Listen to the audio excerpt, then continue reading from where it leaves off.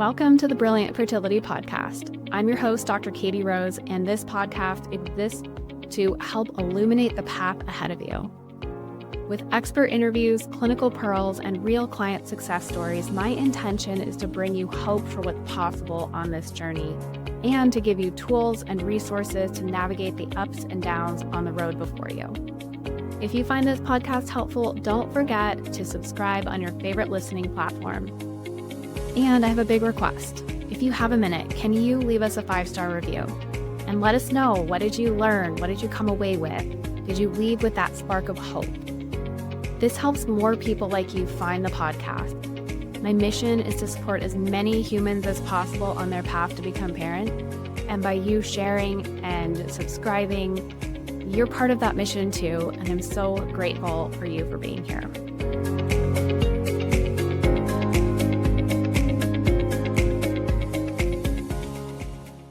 Welcome back to the Brilliant Fertility Podcast.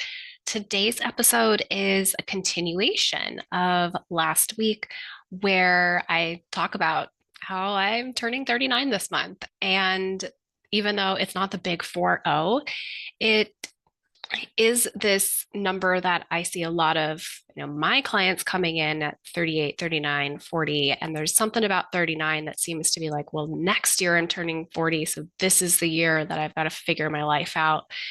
And if you've been trying to conceive for a while, there may be some level of charge just around having a birthday when something has not happened the way you had planned for in the previous year.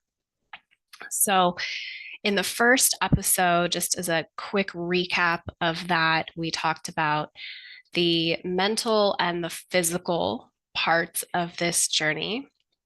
I've got my cat and dog are rambunctious in the background. You may hear some interesting noises. If you're watching on YouTube, you might get a little peek of those cuties.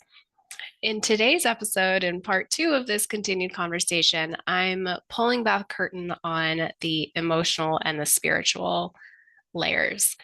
And I would almost argue that these are just as important, if not maybe more, at this point in life.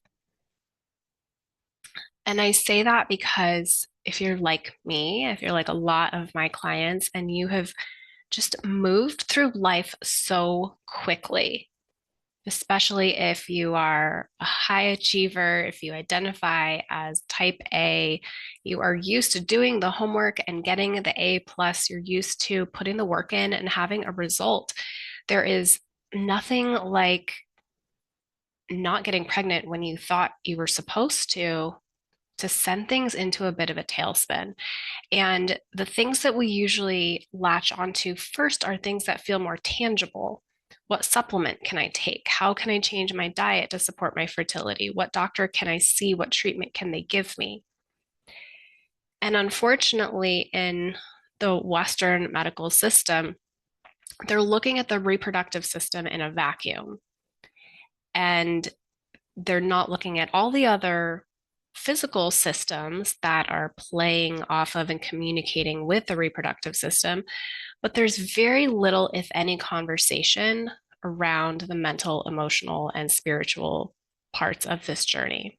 So we talked about the mental piece and how important it is just really from the get-go that like this maybe be the foundation, how you start thinking differently, how you build resilience, how you put your blinders on and stop worrying about what everyone else thinks, release any attachment to other people's opinions because they will have them. And if people are not living the life you want to live, don't take advice from them. So today we're diving into the emotional and the spiritual layers. And, I hope that I leave you with a sense of inspiration, possibility, feeling of groundedness today. It may also feel a little uncomfy because if we have been moving really fast, if we haven't slowed down enough to feel and process, that is a little uncomfortable. And I remember when it became very clear to me that it was time to slow down and feel and process and get to the root of the root of the root is I was almost scared of what was underneath it. What was behind the anger that I felt? What was behind the anxiety that I experienced? The truth is that once it's uncovered, once you bring it into the light, it's so freeing. But when you're still kind of in the dark about it, it is uncomfortable. So, the shifts that I might invite you towards as you slow down to feel, because we'll talk about the emotional layer first. First one is literally, I've said it already 3 times, slow down. Because when we push through stress, when we ignore our emotions, it does not make them disappear. If anything, it just allows them to get bottled up. And some of the physical symptoms that we have will actually be a manifestation of the suppressed and repressed emotions. Now, I work with a lot of clients who have jobs that are arguably stressful and even traumatic. People who work in the NICU, people who work in the emergency room, people who are social workers in environments where they're witnessing things that no human should ever have to go through. And then they're on their own fertility journey. And so they go to work and they have to deal with all of this stress and even violence. And then they flip a switch and they come home and they're just meant to go about their day. Alternatively, even if you don't have a job or are exposed to that level of stress and trauma on a day-to-day basis, just the process of going through infertility treatments is arguably traumatic. And when we don't have the resources to slow down and feel and process emotions, again, they will just continue to get bottled up. So, what does that mean to slow down? That might mean as simply as when you get in your car to leave work, before you flip the car on, just taking 1 minute to breathe. And I like to often add in some level of, touch practice to this, just as a reminder to the body, like we are now shifting gears. Maybe this is more challenging for those of you who work from home. I'm at home 3 days a week working, so I know it can be hard to go from like that work mode to home mode when you're in the same space, but the same practices can be done even if you just switch chairs and do this with me. So, big deep breath in, big sigh out. And then I like to slow down the breath to a 4 count in, a hold at the top, a 4 count out, and a hold at the bottom. This is otherwise known as box breathing. And this is a way of, it doesn't get to the root of the problem, but it is a little reset button that can just help you shift gears and help you slow down and acknowledge, like, was there anything that came up today that I had to just breeze right past and compartmentalize? And it gives an opportunity for that. So let's just do a couple of these breaths together. 4 in. Hold for 1, 2, 3, 4. 4 out. And hold for 1, 2, 3, 4. Go ahead and do a couple of those on your own now. And not only would I do this as a transition between my work and my home mode, but I would also invite this as something you can do when you feel that urge to just jump on your phone and like, oh, I wonder what's happened on Instagram today, even though you probably checked it an hour ago and nothing has really changed, right? We have that sense of urgency around something. And again, like that need to go to external input is another way of distracting ourselves from slowing down and feeling. So when you feel that urge, instead of just jumping right in there, pause, breathe, and ask, is there anything that wants to be witnessed or seen or heard or felt? And if there's something that feels like, ooh, this is too strong, I don't know if I want to feel this right now. There's so many resources that we use in the Brilliant Fertility Program. Tapping is overwhelmingly the resource we use most often because it gives people the most palpable shift in a short amount of time out of all the tools that we use. You go to Instagram, one of the more recent posts that I created in this vein, you can see me tapping on those points, and it looks a little bit ridiculous. But these are acupressure points, and they're used when talking through an experience to rewire, to reprogram how we relate to that experience. The second thing that I want to highlight with the emotional aspect and really healing from the inside out, from the top down, is the acknowledgement of not just our own trauma, but generational trauma. We carry these stories from our mothers, our grandmothers, well beyond generations back. And it's not just the stories that we carry, it is actually how it has fundamentally turned genes on or off. So it changes our genetic expression, changes how we respond in certain situations. And remembering that our brain is always wired for our survival.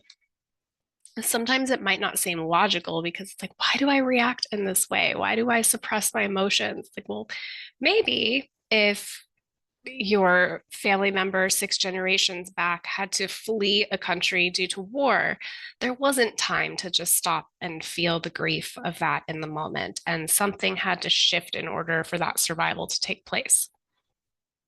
But now you are arguably safe.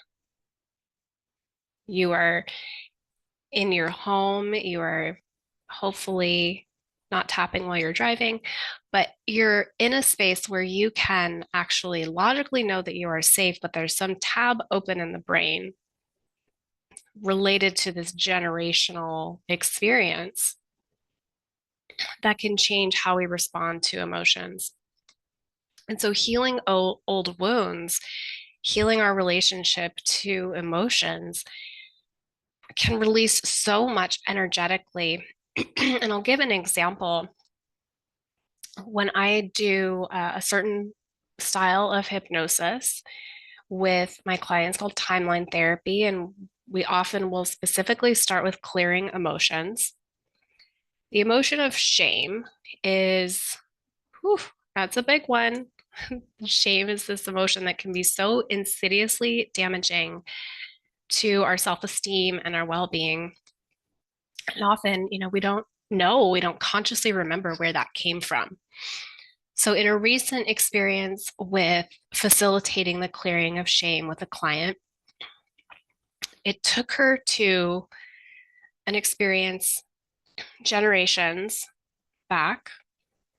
And as she was gathering the wisdom and the learnings to let go of the shame, she also started to feel this sense of heaviness and constriction in her body that she identified as in her womb area. And as we got very curious around that sensation she was experiencing, and I asked her to just see if she could drop down into it and be present with it and ask what it was there to teach her. What she gathered from that was that it didn't actually need to teach her anything. It just needed to be witnessed before it could be released. And as she witnessed it and said, okay, well, I'm here, I'm present, I see you, the feeling dissipated and this sense of lightness enveloped her that she's continued to carry with her with that lightness. And so when we are able to just get very curious about what the past may have contained, even if we don't know what the exact scenario was, but we can understand that we in our physical body and our DNA may be carrying these stories, we have so much opportunity to heal from that. And in doing so, you don't carry that forward into the future generations. And I know that that's a level of woo that not everyone is on board with yet, but there's some great research that will be put out later on this year, hopefully by Dr. Don Wood. He's done a lot of research into trauma resolution and how healing trauma not only positively impacts the nervous system, but also the immune system and lowers inflammation. So there is this connection between our physical symptoms, our physiological processes in the body, and our healing from trauma and suppressed and repressed emotions. So that is a huge area that I work with to help people break free and support the thriving of our future generations.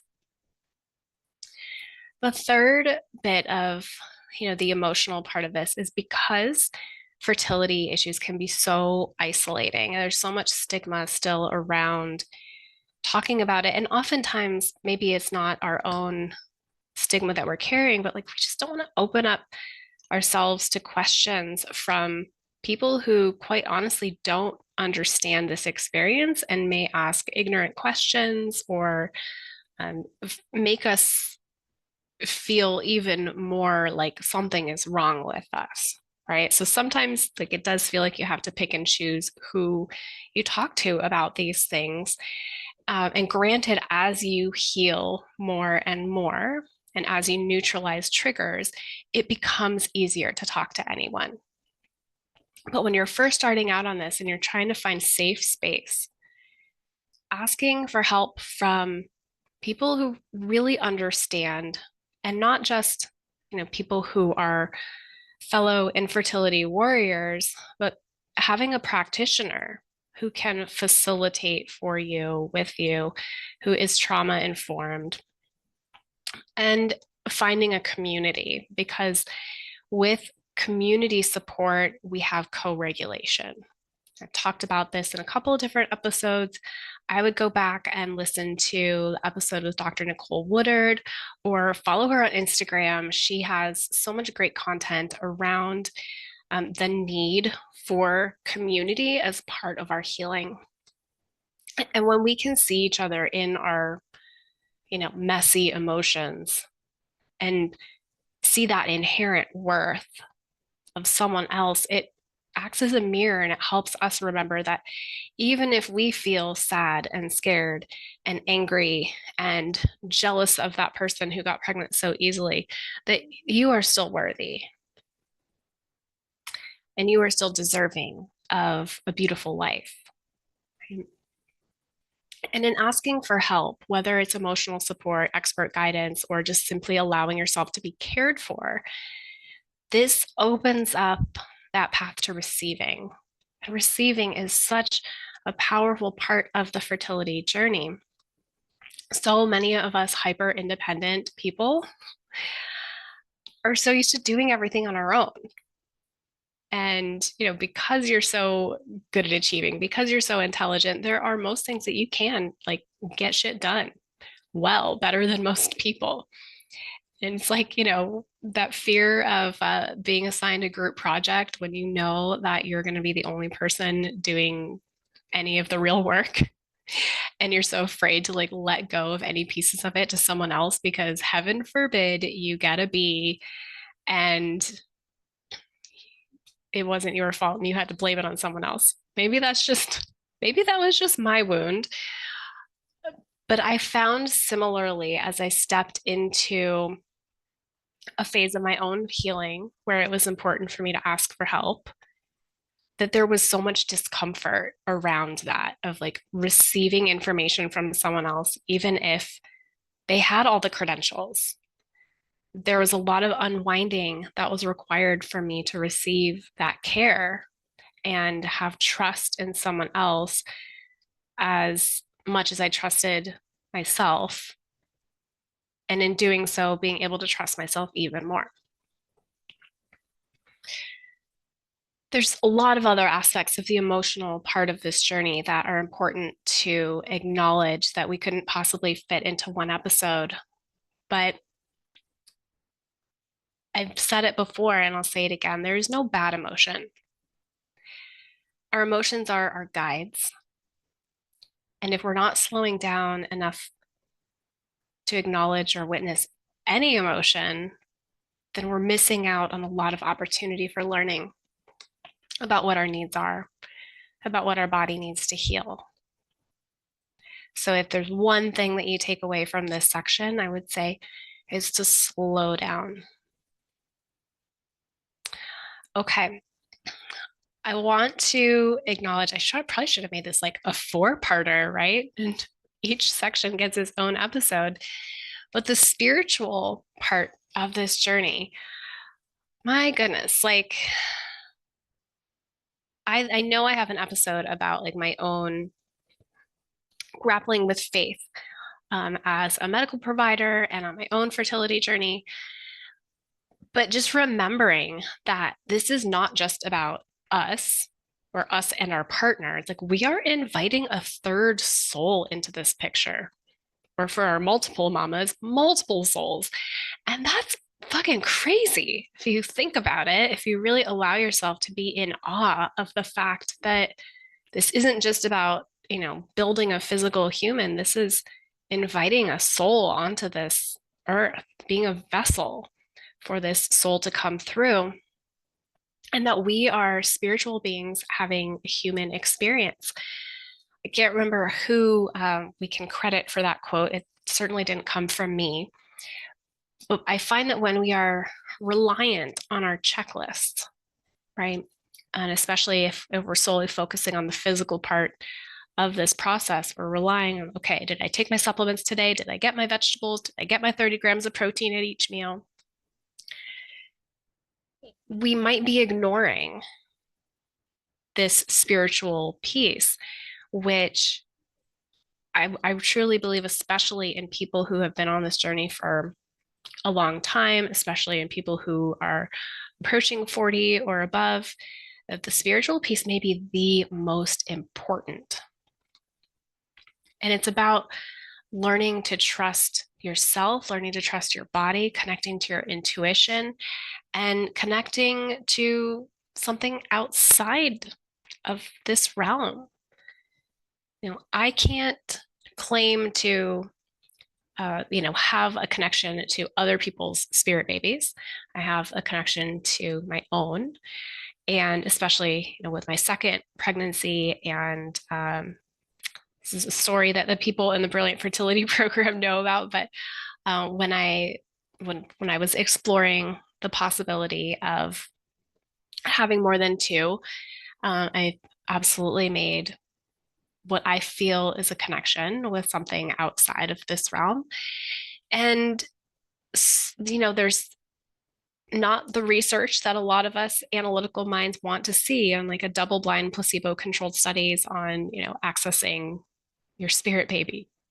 But I have witnessed hundreds of accounts from real people in my program, friends, family members, other providers who have had these experiences of making a connection with an entity, an energy, a spirit that felt as if it was their spirit baby. And there's some great resources that I would recommend looking into. My first introduction to it was the book Spirit Babies by Walter McKetchin. And since then, there's been several other books published. You can also go back to the episode I did with Dr. Julie Vaughn and her book, Spiritual Fertility. Being able to make this connection for so many of my clients has given them the reassurance that they're on the right path and allowed them to surrender the nitpicking with themselves, to surrender the obsession that it has to be on this certain timeline, that it has to happen before I turn 40, or else what? I'm a failure. I'm too old. I won't be able to do this. My body is broken. Like having that connection, being able to learn from it and allow it to bring you more peace and trust, and also give clues as to what is most important to focus on, can take so much of the guesswork out of other aspects of this. And whether you connect to a higher power, God, universe, ancestral guides, having that level of faith, having that level of connection can also be extremely valuable to a sense of peace. Now, I absolutely have patients who conceive every year without having that connection, without having a belief in something higher than themselves.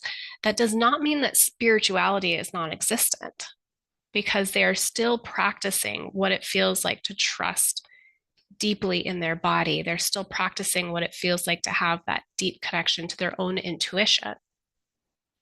And those are extremely powerful ingredients to baking this whole cake.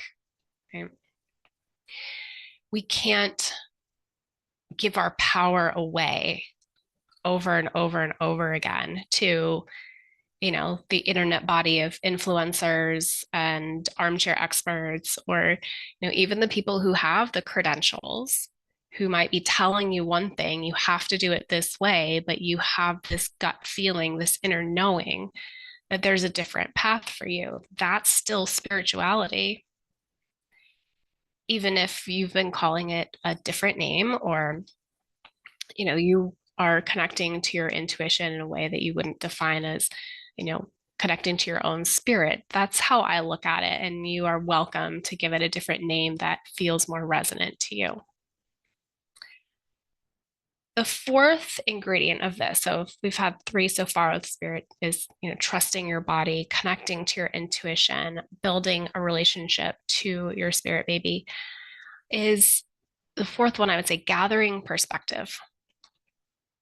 So if from this point in your life, if you could look back on a situation that you might have struggled with a long time ago, that now has resolved, that you've made peace with, if you can look back on that and like the hardest parts of that road, and I'll give my example of the period of my life when I was getting urinary tract infections over and over again and was finally given the diagnosis of interstitial cystitis.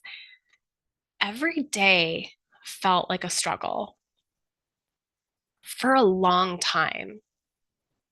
And it was really hard to see what was going to come of this and how it could possibly be a positive thing. So it felt like this uphill climb that I couldn't see the end of. And I was like, I've been climbing for a while. Where is the damn mountaintop? Like, when do I get to be done with this? But now that I have been symptom free for over a decade, I can look back on that and go, oh, it really shaped who I became as a person, as a medical provider, giving me so much empathy for the pain that my patients have gone through, but to also help me connect to my body's intuition, because I didn't have that connection at the beginning of that journey. I think we all have that connection as children. We sort of get conditioned out of it because, we have to be logical and rational and listen to other people and follow rules. And we start to lose that connection. And so it's not so much that you have to build it from scratch, it's more about this remembrance. But that was something that had to happen for me in my own healing, of that was that remembering of my intuition. And when I look back with this new perspective, I can say like every step of that, even the most painful parts, were absolutely necessary to the evolution of who I am now. And I know that when you're in the midst of it, it's like you just can't see it. But we can start to imagine it. And with so many of the tools that I've gathered through hypnosis training, that those are some of my favorite ones, are the ones that allow us to get glimpses of that perspective now. It's like that light at the end of the tunnel when you're in the darkest part of the tunnel and you can't see the light at all. These tools allow you to get that light. You're like, okay, I don't know how this is going to all turn out. I don't know exactly what it's going to look like, but I know I'm going to be okay. And that it could actually end up more beautiful than I could have ever imagined. I know that might sound hard to believe now, and I don't say that as some platitude to bypass the emotions that are hard. I want to acknowledge the whole picture and the fact that it could actually end up more beautiful than you ever dreamed. And I hope that is what comes out of this for you, as it has come through for so many of my patients and clients who were in, the darkness or climbing that mountain for years before they could actually see the beauty in it in some way.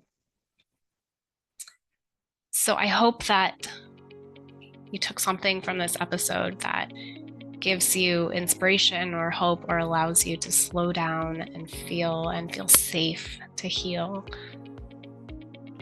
And to know that you don't have to do this alone. You can always reach out to me. I love hearing from our listeners. You can email info@brilliantfertility.com. I love striking up a conversation with our listeners. And you can also DM on Instagram. And let us know, leave a review. How does it make you feel to approach this differently? You have that spark of hope. And yeah, I'm here for you. And as always, I'm sending you so much love and so much healing in whatever form that ends up taking for you. All right, until next time.